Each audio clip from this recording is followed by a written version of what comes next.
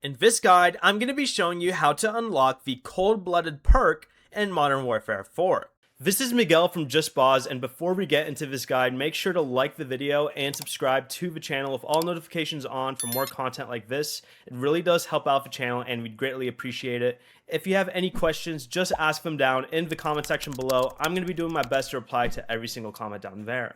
Cold Blooded is a perk-free option and you can unlock it by reaching level 30.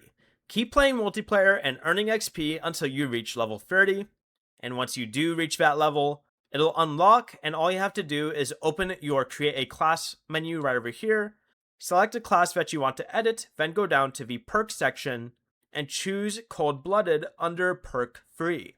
Cold Blooded keeps you undetectable by things like AI targeting systems, holy stutter, thermal optics, recon drones, snapshot grenades, and high alert. Before you leave, remember to like the video and subscribe to the channel with all notifications on for more content like this. It really does help out the channel and we'd greatly appreciate it. And if you did have any questions, just ask them down in the comment section below. I'm going to be doing my best to reply to every single comment down there. Peace.